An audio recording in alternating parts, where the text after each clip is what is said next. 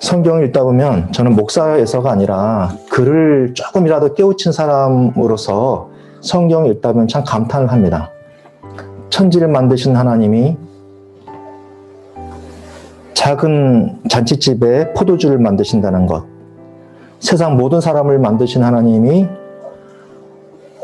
베들레헴 한 동네에 아무도 주목하지 않는 목수의 아들의 탄생에 관심을 두신다는 것, 그리고 세상의 모든 것을 다 가능케 하신 하나님이 어떤 얘기는 아무것도 또 허락하지 않는다는 이 역설적인 상황까지도 성경은 놀랍게 기록하고 있습니다. 당시 최강 이집트, 바빌론, 로마에 대한 이야기도 촘촘하게 하시지만 그러나 아무도 주목하지 않는 한 기구한 여인의 삶에도 하나님이 조명을 들이대고 계신다는 것이 성경이 우리에게 시사한 바가 큽니다. 오늘 우리가 함께 나눌 룻기는 독일의 문호 요한 볼프강 폰 괴테가 룻기야말로 가장 위대한 단막극이다라고 찬사를 보낸 내용입니다.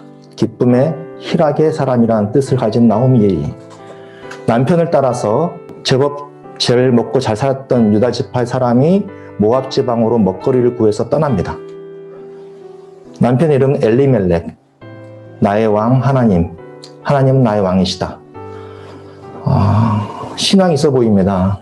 그렇지만 먹을 것이 없자 먹을 것이 풍성한 모압으로 가족들을 데리고 이주를 합니다. 성경은 한 10년 동안 그곳에 살았다고 기록하고 있습니다. 그런데 엘리멜렉이 죽고 맙니다. 그래서 남편을 잃어버린 나오미는 두 아들 말론과 기론을 데리고 살다가 모압 지방에 있는 두 며느리를 보게 됩니다. 한 사람 이름은 여러분 잘 아시는 룻, 한 사람은 오르바. 그런데 룻과 오르바가 이제 결혼 생활을 하는데 세상에 이 두 아들마저 죽은 거예요. 제가 자료 하나 보일 텐데 스트레스 지수입니다. 제일 위에 있는 게 미국의 2,700명 정도의 사람들을 이제 그 정신 분석하면서 스트레스 지수를 매겼는데, 그러니까 배우자의 죽음이 두 번째고 첫 번째가 자식의 죽음입니다. 근데 오늘 오다가 예진이랑 같이 이야기했는데 학생들이 되게 고민 많이 하는 아카데믹한 것들은 22번째밖에 안 되더라고요. 근데 제가 이제 이 말씀 드린 이유는 자식을 잃었을 때는 그것이 생과 사를 가늠하는 스트레스 지수가 된다고 그래요. 제가 이제 이걸 가지고 그 나오미라는 사람의 심리 상태를 스트레스 지수를 파악해 봤어요. 성경학자들과 또 목회 상담하신 분들이 나오미는 과연 어느 정도 스트레스 지수 있을까? 거의 살 수 없는 지경이라는 거예요. 그러니까 나오미는 남편 죽었죠. 그리고 아들 둘이 죽었어. 이건 살 수 없는 인생이에요. 그런데 제가 군대 제대하고 읽었던 책이 하나 있습니다. 그때만 해도 제가 이제 뭐 결혼을 안 했으니까 어떤 아픔인지 몰랐어요. 박완서 씨 잘 아실 겁니다. 남편을 63세에 잃고 그리고 같은 해에 25살 난 서울대 의대 다니는 아들이 교통사고로 같은 해에 죽었어요. 딸이 넷이 있었지만 시어머니가 아들을 안 낳으면 안 된다고 시어머니가 병원 데려가가지고 아들 못 낳은 건 사람도 아닌 것처럼 딸이 이미 4명이 있는데 그렇게 스트레스 준 거예요. 정말 포기하고 싶었던 인생인데 살아보려고 그렇게 고생 끝에 아들 낳았죠. 근데 그 아들이 남편 죽은 해에 죽었어, 교통사고로. 그때 그 말할 수 없는 심경을 기록한 것이 이제 이 책입니다. 여러분 한번 생각해 보십시오. 가장 사랑했던 남편이 이거는요, 살 수 없는 인생이에요. 근데 저는 이 박완서 씨에 대한 위대함이라고 할까, 가능성이라고 할까, 어디서 보았냐면, 이분은 자기를 자책하지 않아요.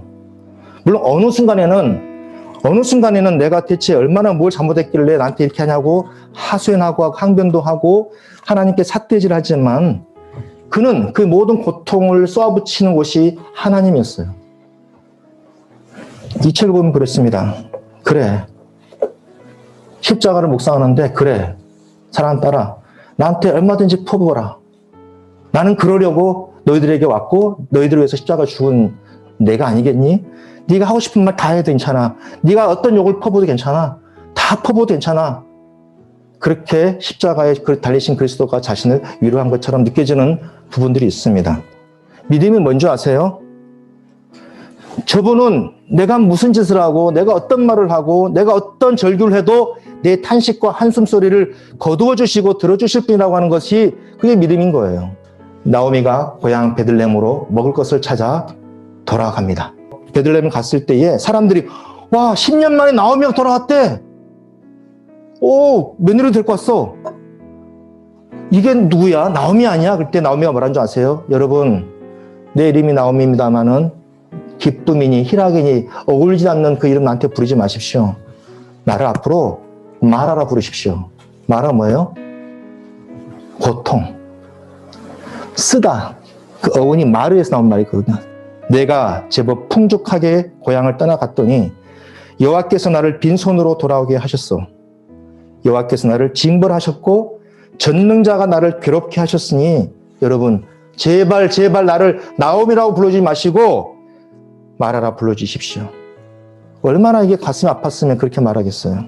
여러분 삶 가운데 우리가 회복될 수 있는 우리 가운데 소망이 있을 수 있는 이유가 뭐냐면 내가 감사도 하지만 내 불평과 원망을 쏟아부을 수 있는 하나님, 그 하나님이 나의 모든 것을 다 받아줄 수 있다는 것, 그것 때문에 소망이 있는 거죠.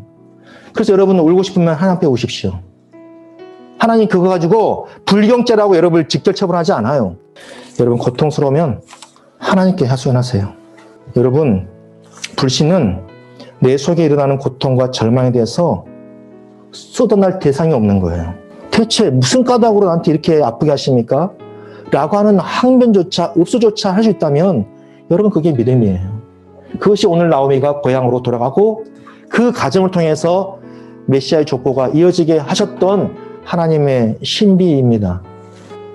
여러분 마음속에 있는 그 한숨, 탄식, 고통, 절규 한마디 한마디를 여러분이 믿는다고 고백하는 하나님께 쏟아부을 수 있기를 바랍니다.